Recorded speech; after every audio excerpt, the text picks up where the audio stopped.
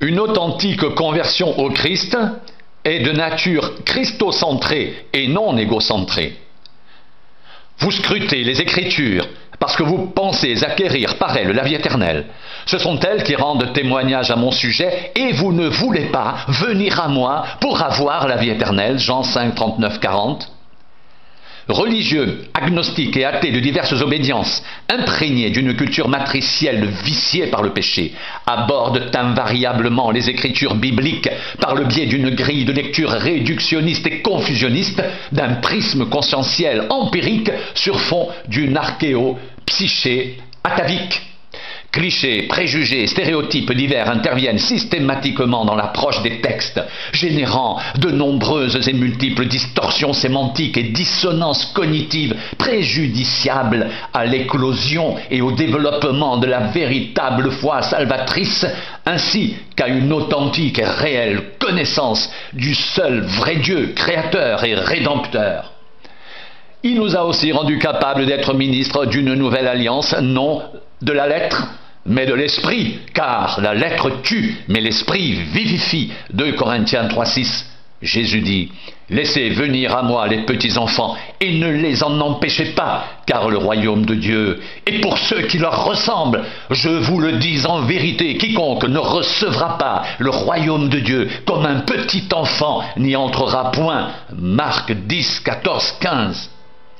Combien d'interprétations abusives et erronées des textes révélés ont-elles été élaborées au cours des siècles avec interférence de mécanismes défensifs, de rationalisation secondaire, d'auto-justification, d'auto-légitimation aux seules fins de préservation d'un moi pourtant intrinsèquement transgresseur, égo, ethno, anthropocentré, idolâtre, criminogène, mortifère et cependant en si urgent et immense besoin de pardon et de salut.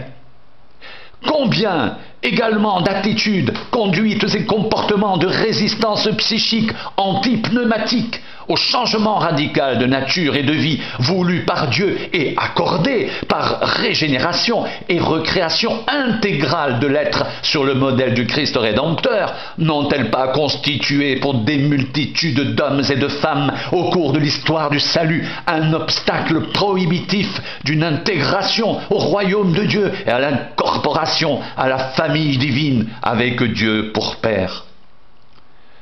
Jésus appela les disciples et dit: vous savez que les chefs des nations les tyrannisent et que les grands les asservissent. Il n'en sera pas de même au milieu de vous, mais quiconque veut être grand parmi vous, qu'il soit votre serviteur, et quiconque veut être le premier parmi vous, qu'il soit votre esclave. C'est ainsi que le Fils de l'homme est venu, non pour être servi, mais pour servir et donner sa vie comme la rançon de plusieurs. Matthieu 20, 25, 28. Si quelqu'un veut venir après moi, qu'il renonce à lui-même, qu'il se charge de sa croix et qu'il me suive. Car celui qui voudra sauver sa vie la perdra, mais celui qui la perdra à cause de moi la trouvera. Et que servirait-il à un homme de gagner tout le monde s'il perdait son âme? Ou que donnerait un homme en échange de son âme?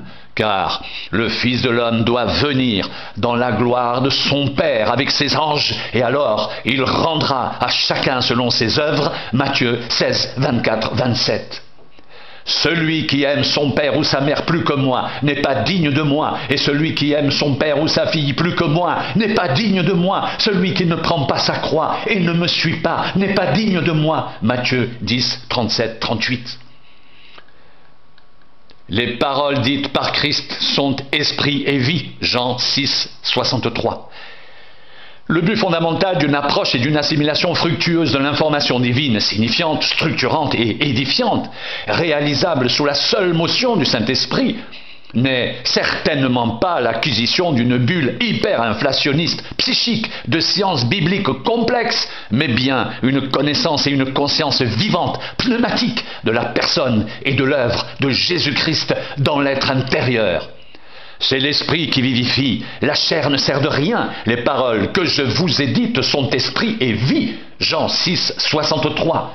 C'est par révélation que j'ai eu connaissance du mystère sur lequel je viens d'écrire en peu de mots. En les lisant, vous pouvez vous représenter l'intelligence que j'ai du mystère de Christ. Éphésiens 3, 3, 4.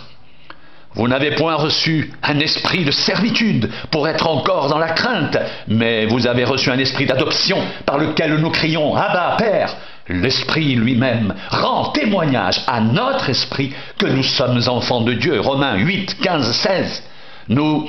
Nous n'avons pas reçu l'esprit du monde, mais l'esprit qui vient de Dieu, afin que nous connaissions les choses que Dieu nous a données par sa grâce, et nous en parlons non avec des discours qu'enseigne la sagesse humaine, mais avec ceux qu'enseigne l'esprit, employant un langage spirituel pour les choses spirituelles. 1 Corinthiens 2, 12, 13. Le ministère du Saint-Esprit est tout aussi indispensable au plan de la révélation initiale, régénératrice de la personne et de l'œuvre rédemptrice de Christ dans l'être de l'homme, qu'à celui de sa croissance, de son développement et de son complet parachèvement en plénitude divine. Je ne cesse de rendre grâce pour vous, faisant mention de vous dans mes prières, afin que le Dieu de notre Seigneur Jésus-Christ, le Père de gloire, vous donne un esprit de sagesse et de révélation dans sa connaissance, et qu'il illumine les yeux de votre cœur pour que vous sachiez quelle est l'espérance qui s'attache à son appel, quelle est la richesse de la gloire de son héritage qu'il réserve aux saints, et quelle est envers nous qui croyons l'infinie grandeur de sa puissance se manifestant avec efficacité par la vertu de sa force. Éphésiens 1, 16, 19. Je fléchis les genoux devant le Père, duquel tire son nom toute famille dans les cieux et sur la terre, afin qu'il vous donne, selon la richesse de sa gloire, d'être puissamment fortifié par son esprit dans l'homme intérieur, en sorte que Christ habite dans vos cœurs par la foi, afin qu'étant enraciné et fondé dans l'amour, vous puissiez comprendre avec tous les saints quelle est la largeur, la longueur, la profondeur et la hauteur, et connaître l'amour de Christ qui surpasse toute connaissance, en sorte que vous soyez remplis jusqu'à toute la plénitude de Dieu. Éphésiens 3, 14, 19. Le divin processus de repentance, conversion et régénération de l'homme constitue un événement spirituel total par lequel celui-ci, conduit par l'Esprit, dans une compréhension intérieure du dessein d'amour salvifique de Dieu en Jésus-Christ, vit un bouleversement complet de sa conception et de sa représentation de Dieu et du monde, tout en découvrant son implantation dans le royaume de Dieu, son établissement dans la condition de participant de la nature divine, sa constitution dans la filiation eschatologique, sa nouvelle position d'enfant de Dieu dans la maison du Père, la famille éternelle de Dieu. Foi biblique, orthodoxie, orthonomie et orthopraxie. La confession de la foi, en tant qu'expression d'inconditionnelle et entière adhésion au contenu de la révélation et d'incontournable préalable à toute transformation rédemptrice et bouleversement conscientiel, ne peut être qu'exclusivement christo-référencée, puisqu'exclusivement causée par le Christ rédempteur seul. Corrélée au Christ, elle déclare et proclame avec force son indéfectible et indissoluble union au Rédempteur, avec en parallèle son implacable rejet des faux seigneurs, des faux dieux, usurpateurs et imposteurs démoniaques, des idolâtries pseudo-messianiques, faux messianisme politico-religieux séculariste et autres polymorphiques, substituts dolosifs et frauduleux à la seule, unique, suprême et hégémonie, souveraineté du Dieu créateur et sauveur, venu en chair, manifesté en Jésus-Christ, le Dieu véritable et la vie éternelle. 1 Timothée 3,16, 1 Jean 5, 21. On raconte à notre sujet quel accès nous avons eu auprès de vous et comment vous vous êtes convertis à Dieu en abandonnant les idoles pour servir le Dieu vivant et vrai et pour attendre des cieux son Fils qu'il a ressuscité des morts, Jésus, qui nous délivre de la colère à venir. 1 Thessaloniciens 1, 9, 10. Je suis jaloux de vous, d'une jalousie de Dieu, parce que je vous ai fiancé un seul époux pour vous présenter à Christ comme une vierge pure. Toutefois, de même que le serpent séduisit Ève par sa ruse, je crains que vos pensées ne se corrompent et ne se détournent de la simplicité à l'égard de Christ. 2 Corinthiens 11, 2, 3. La foi biblique n'est pas une croyance relativiste, éclectique, syncrétique, une expérience religieuse émotionnelle, un état d'infraconscience charnelle, surcompensé, sublimé, ou une attitude pathologique de fuite devant le réel, mais une assurance et une certitude de l'être fondée sur une parole référentielle et fondatrice de Dieu, révélant sa volonté et ses desseins aux hommes, les appelant à participer à sa nature divine par repentance, conversion et réception du don de la vie de Christ, à s'engager à sa suite, endosser ses exigences spirituelles et s'impliquer comme co-ouvrier dans le champ d'application et de réalisation de son éternel et divin plan. Vous annulez fort bien la parole de Dieu au profit de votre tradition. Hypocrite! Ésaïe a bien prophétisé sur vous quand il a dit « Ce peuple m'honore des lèvres, mais son cœur est éloigné de moi. C'est en vain qu'il m'honore en enseignant des préceptes qui sont des commandements d'hommes. » Matthieu 15, 6, 9. L'enseignement divin condamne catégoriquement tout verbalisme et apparence trompeuse de conversion.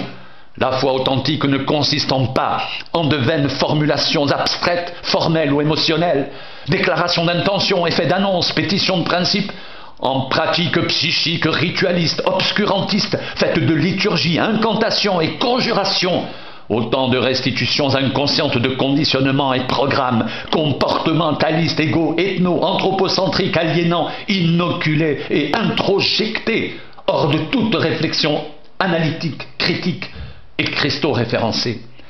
Examinez-vous vous-même pour savoir si vous êtes dans la foi. Éprouvez-vous vous-même. Ne reconnaissez-vous pas que Jésus-Christ est en vous, à moins peut-être que vous ne soyez réprouvés, mais j'espère que vous reconnaîtrez que nous ne sommes pas réprouvés. 2 Corinthiens 13, 5, 6. Pour ce qui me concerne, loin de moi la pensée de me glorifier d'autre chose que de la croix de notre Seigneur Jésus-Christ, par qui le monde est crucifié pour moi, comme je le suis pour le monde, car ce n'est rien que d'être circoncis ou incirconcis, ce qui est quelque chose, c'est d'être une nouvelle créature. Galates 6, 14, 15.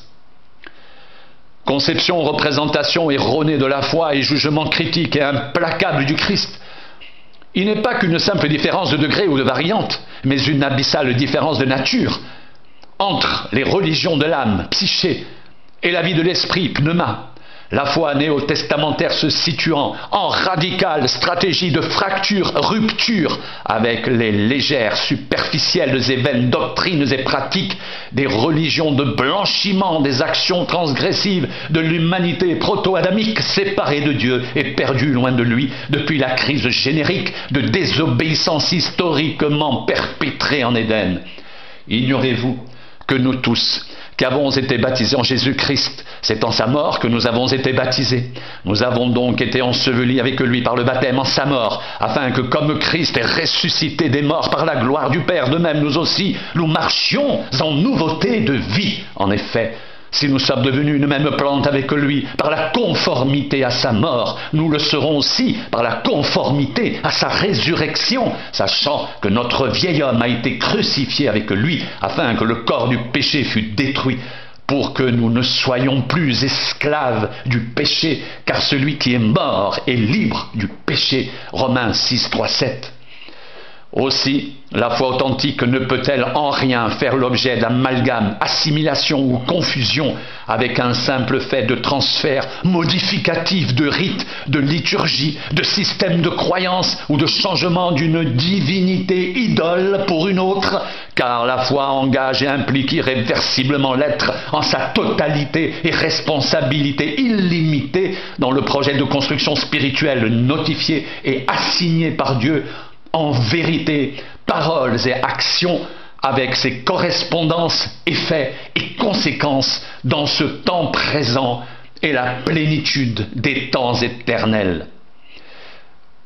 Ce n'est pas celui qui plante qui est quelque chose, ni celui qui arrose, mais Dieu qui fait croître. Celui qui plante et celui qui arrose sont égaux, et chacun recevra sa propre récompense selon son propre travail, car nous sommes ouvriers avec Dieu. Vous êtes le champ de Dieu, l'édifice de Dieu. 1 Corinthiens 3, 7, 9. Jésus, rappelant et confirmant une critique déjà antérieurement émise par les prophètes de l'Ancienne Alliance, dénonce énergiquement les invocations de son nom par des candidats quelque peu velléitaires aux seules fins d'un salut utilitariste et égocentrique. La mise en garde de Jésus à ce sujet est catégorique. L'intégration et l'incorporation dans le royaume de Dieu ne dépendent pas uniquement de l'orthodoxie et de la conviction d'une confession de foi, ainsi que de la reconnaissance de l'autorité suprême et de la seigneurie universelle du Christ, car ce qui importe par-dessus tout, c'est la nature profonde et la qualité réelle de la relation au Seigneur en procédant. Aussi Jésus donne-t-il les critères respectifs d'une telle relation de qualité, caractérisée par une obéissance de cœur à la souveraine volonté du Père, l'existence d'une conscience éthique structurante, la pratique par anticipation en ce temps intermédiaire de la grâce des valeurs surnaturelles du règne de Dieu déjà présent dans l'Ecclésia, mais encore en attente de sa manifestation visible finale. Pourquoi m'appelez-vous Seigneur, Seigneur, et ne faites-vous pas ce que je dis? Je vous montrerai à qui est semblable tout homme qui vient à moi entend mes paroles et les met en pratique. Il est semblable à un homme qui, bâtissant une maison, a creusé profondément et a posé le fondement sur le roc. Une inondation est venue et le torrent s'est jeté contre cette maison sans pouvoir l'ébranler parce qu'elle était bien bâtie. Mais celui qui entend et ne met pas en pratique est semblable à un homme qui a bâti une maison sur la terre sans fondement. Le torrent s'est jeté contre elle. Aussitôt elle est tombée et la ruine de cette maison a été grande. Luc 6, 46, 49. Nul véritable chrétien ne saurait s'exonérer sans dommage, quelle que soit son argumentation auto-justificative, de l'obligation filiale non légale, de l'obéissance due à Dieu, tant il est vrai que le dire, confession de la foi, n'est jamais mieux parachevé et validé que par le faire. Ceux qui me disent « Seigneur, Seigneur » n'entreront pas tous dans le royaume des cieux, mais celui-là seul qui fait la volonté de mon Père qui est dans les cieux. Plusieurs me diront en ce jour-là « Seigneur, Seigneur, n'avons-nous pas prophétisé par ton nom? N'avons-nous pas chassé des démons par ton nom? Et n'avons-nous pas fait beaucoup de miracles par ton nom ?» Alors je leur dirai ouvertement « Je ne vous ai jamais connu, retirez-vous de moi, vous qui commettez l'iniquité. » C'est pourquoi quiconque entend ces paroles que je dis et les met en pratique sera semblable à un homme prudent qui a bâti sa maison sur le roc. Matthieu 7, 21, 24. Ni amnésique, ni apraxique, mais identitairement déterminé, résolu, ferme et fort dans le Seigneur.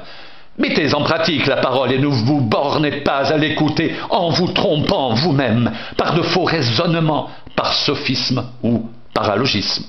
Car si quelqu'un écoute la parole et ne la met pas en pratique, il est semblable à un homme qui regarde dans un miroir son visage naturel et qui, après s'être regardé, s'en va et oublie aussitôt quel il était.